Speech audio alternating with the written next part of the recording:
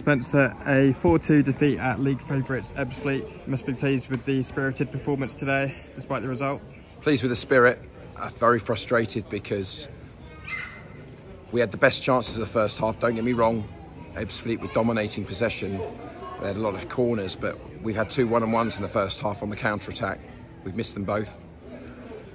It's a really poor goal, Sam. That's the second time in a week I've told him that's got to stop. It's an error by us. We gift them the goal. 1 down at half-time, start the second half well, equalise. And I think the referee has completely changed that game with that penalty decision. And my problem with it is that throughout the first half, he has let all the physical challenges, the shoulder barges go. It had to be, you know, he was letting it men against men. Good game. He was consistent on certain decisions, balls being kicked away, both teams. And if he's going to give that penalty against Reggie, he's got to give him the penalty for Reggie just before half-time. And he's completely, we had the momentum, he's completely killed us with it. It's soft. He possibly touches him, but it's soft. And it's the same as happened against Reggie in the first half. And it takes all our momentum away. And, you know, for that 5 minutes, obviously it's not long, they're dropping. And 5 minutes later, we're 3-1 down with another mistake.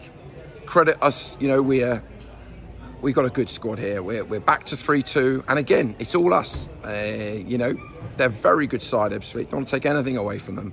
But there won't be many teams that hurt them as much as we did today. And we're 3-2.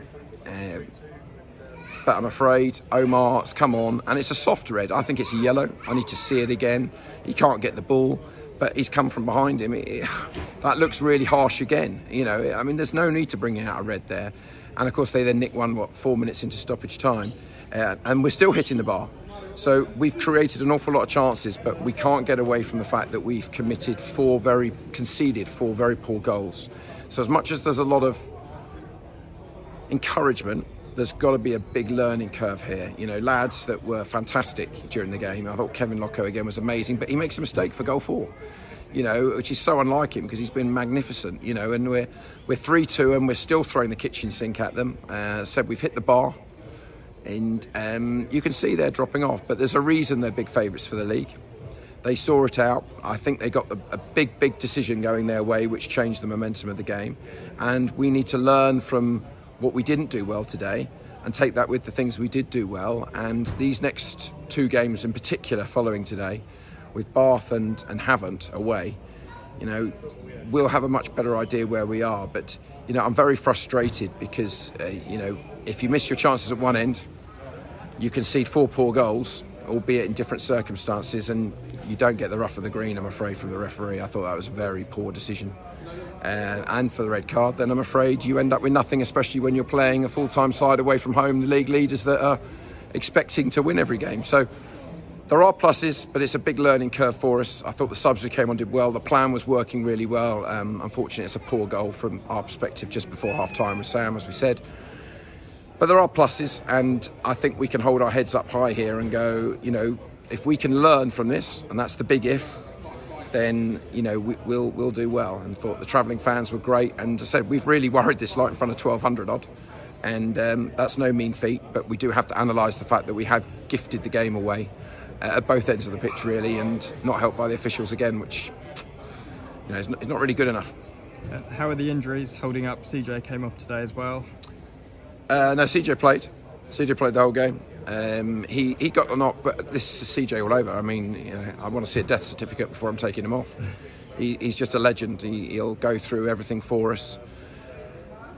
So yeah, he got a knock, but when doesn't he get a knock? I mean, the boy's an absolute Farnborough legend. So yeah, obviously Parker wasn't used today. He's feeling his knee, and we may look to put him out on loan in a little while. We need to look at a few things at the moment with loans coming to an end. Good news with Ollie is it doesn't look as bad as we first thought, so fingers crossed he won't be too far away, and we you know, it was fantastic. But Jack Ball for the most part did his job. He was there to deal with the big lad, and when he did that job and he wasn't told to do something else by somebody else, I don't think they really hurt us much. There's no doubt about it. We had as many chances as them and arguably better chances, but you saw their clinicalness. We make one mistake, they get a one-on-one, the ball's in the back of the net. We have 2 one-on-ones the first half and we don't score. And it's these small margins when you come to the higher levels. So lessons to be learned. but we can hold our heads up high, and you know, we move on to another very difficult one, double header next weekend. Yep, a full week to prepare for Bath City at home. Looking forward to that one. I'm not sure the phrase "looking forward" is quite the right way. And you know, after the defeat, you know, we'll get our mojo back in the next day or two. I hate losing football games, and you know, we put so much work into learning about opposition, analysing what to do, and for the most part, a lot of that work today, certainly in the first half, frustrating them. The setup that we did. Bath are another very strong footballing side. I saw his interview against Hampton the other day, thought it was the best they've played in 4 years. We know how good they can be, and of course Havant are another massive spending 4G away from home side that, as I said, I think anyone who gets above Havant and Ebbsfleet, even at its very early stage, from what I've heard and what I've seen and speaking to other managers, will win the league. You know, they're exceptional sides we're playing at the moment, but you know, we will look forward to it. You know, once we get our mojo back after a defeat, we will be encouraged that we've pushed the side, full-time side, right to the limits here today. And you know, let's look forward to the game. Let's get as many fans back down to our place next Saturday, and then I suppose in some respects a Hampshire derby on the Monday. Difficult games, but yeah, we'll embrace looking forward to them, because I think we've shown today that we can compete. Brilliant. Thanks, Spencer, and good luck for next week. Thank you.